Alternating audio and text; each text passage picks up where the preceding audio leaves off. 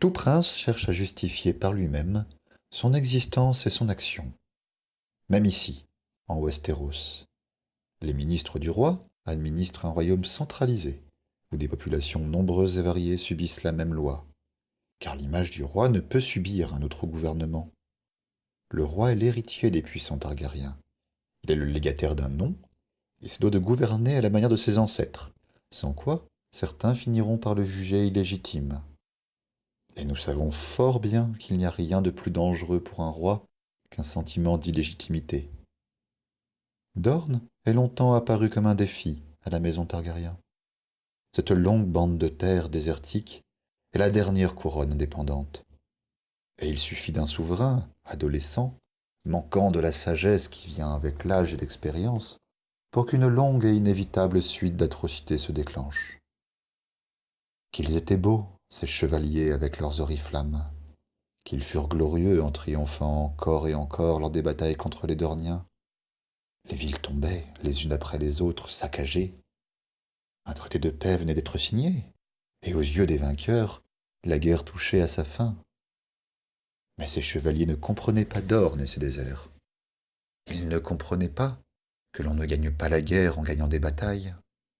Les Martels trahirent toutes leurs promesses et commencèrent une longue campagne d'insurrection et de guérilla qui inversa le sens de la guerre. Mais ce n'est pas de la guerre dont je voulais vous parler, mais du peuple. Vous qui dans le royaume pensez être, en les fluctuations de votre destin, l'objet de la sollicitude équitable du prince et de ses conseils. Vous ne soupçonnez pas à quel point votre vie, vos proches et vos biens dépendent d'un frisson, d'un remous, d'un éclair dans le sein de quelque inconnu, déposé par le hasard au centre nerveux de la machine publique, et dont vous n'entendrez jamais parler. Certains Dorniens fuirent la guerre et ses horreurs, mais d'autres, la majorité sans doute, ont été emportés de force, afin d'être intégrés contre leur gré au royaume. Qu'ils étaient misérables avec leurs baluchons et leurs roulottes, installés dans les ghettos de nos villes, obligés de trouver une place dans cette société où ils n'en auraient jamais. Se faisant artisans, boutiquiers, usuriers, ces hommes et femmes courageux affrontèrent bien des défis. Malheureusement, la situation a encore empiré depuis que la guerre semble perdue.